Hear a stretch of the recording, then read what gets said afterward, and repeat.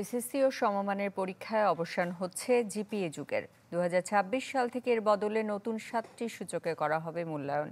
যেসব শ্রেণীতে নতুন শিক্ষাক্রমে পাঠদান শুরু হয়েছে তাদের মূল্যায়নও একইভাবে হবে।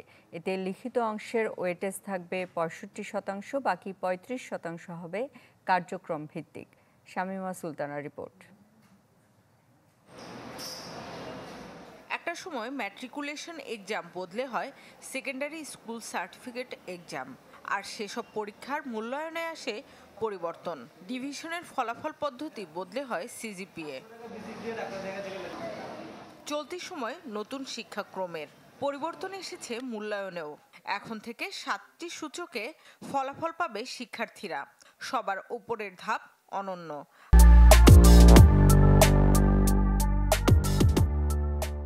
আর সর্বনিম্ন স্তর প্রারম্ভিক। রিপোর্ট কার্ডে শিক্ষার্থীদের প্রাত্যহিক শিক্ষণকালীন মূল্যায়ন ও পাবলিক পরীক্ষার মূল্যায়ন দুটোই উল্লেখ থাকবে। 70% শ্রেণী কার্যক্রমে অংশগ্রহণ না করলে সে ওখানেই ফেল করে যাচ্ছে। দুটার বেশি বিষয়ে বিকাশমানের পর্যায়ে আছে, তাকেও আমরা অনুত্তীর্ণ বলছি। যে একটা বিষয়ে প্রারম্ভিকে আছে তাকেও আমরা অনুত্তীর্ণ বলছি। ফেল করার যেমন শর্ত আছে তেমনি করে পাশ করারও কিছু কিছু আছে যে এমনিতেই পাস, কিছু কিছু আবার শর্ত সাপেক্ষে পাসও আছে। বাড়ানো হয়েছে পরীক্ষার সময়ও, সর্বোচ্চ 5 ঘন্টা, অর্থাৎ একটি স্কুল দিবস।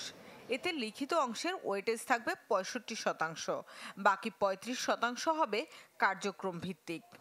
সে পোস্টার বানায়, সে দেয়ালিকা তৈরি করে, সেগুলো সবগুলোই তার মূল্যায়নের অংশ।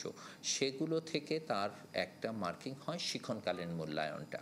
এছাড়া তাকে আবার 6 মাস পরে একবার বা বছর শেষে একবার যে মূল্যায়নটা করা হয় সারা বছরেরটাকে নিয়ে, সেটাকে আমরা বলি সামষ্টিক মূল্যায়ন। এবং সামষ্টিক মূল্যায়নের সময়ও তাকে আবার এরকম কিছু এক্সপিরিয়েন্স দেওয়া হয়, সেখানে সে কিছু কাজ করে, কিছু লিখে।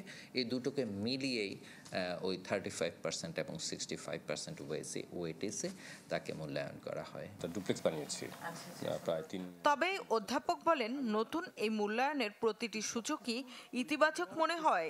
এটি বুঝতে খাবি খেতে পারেন অংশীজনরা। এটার প্রভাব কোথায় পড়বে? কমিউনিটিতে, বাবা মা, ঠিক আছে, প্রথমত। এরপরে জব সেক্টরে। তো তাদের সাথে কি আপনি বসেছেন? তাদের সাথে কি কথা হয়েছে? তারা কি এটা অ্যাকসেপ্ট করে নিয়েছে, মেনে নিয়েছে?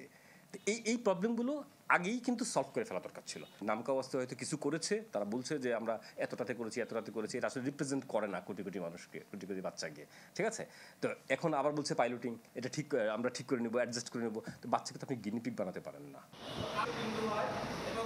বলেন, শিক্ষাক্রম চালুর পর প্রস্তুতি ঘাটতিতে বাধ্য হয়ে আন্দোলনে নামেন অভিভাবকরা।